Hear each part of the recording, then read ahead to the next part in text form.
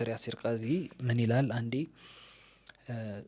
እንትናን ሼህ ሳሊ አልፈውዛን እሳቸውን አገኘዋቸው አሜሪካ ነገር ለ6 አመት ኖረዋል ሼህ ፈውዛን እና ለ6 አመት ኖረው እሳቸውን አግኝተው ደግሞ የማናገር እድልም ገጠመው። ያው ያሲር ቃዚ እንትን ውስጥ ሳውዲን የተማረው ረጅም ጊዜ መዲና ዩኒቨርሲቲ ምናምን ተምሯልና ከዛ አግኝቻቸው አንዳንድ ፈትዋዎቻቸውን ጠየኳቸው።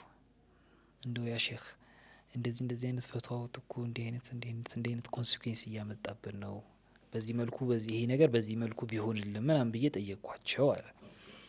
ደን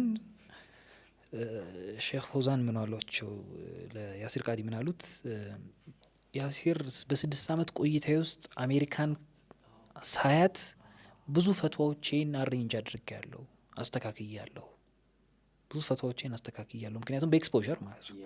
እሳቸው እንግዲህ ዋቂዑን ማየት ቻሉ ማለት ተጨባጩን በደንብ አንደርስታንድ አደረጉት።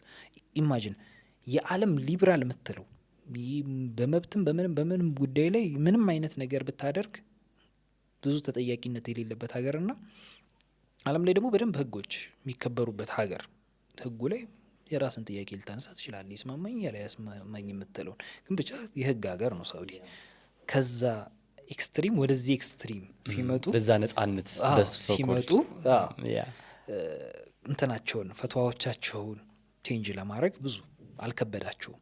ከዛ ያሲር ቃዲ ግን ምን አላቸው መሰል፣ ያ ሼህ እርስዎ በ6 አመት ቆይተውት እነዚህ ነገሮች አስተካከሉ፣ እኛ እዚህ ተወልደን ያደግነውስ ተወልደ ደግሞ ስታድግ ኢንቫይሮንመንቱ ላይ የሚኖርህ ተጽዕኖ፣ አስተዳደግህ፣ ኖርማላይዝ የምታደርጋቸው ጉዳዮች፣ ኮሚኒቲውን አንደርስታንድ የምታደርግበት መንገድ፣ እነዚህ ነገሮች የፈትዋ ኮምፖነንቶች ናቸው።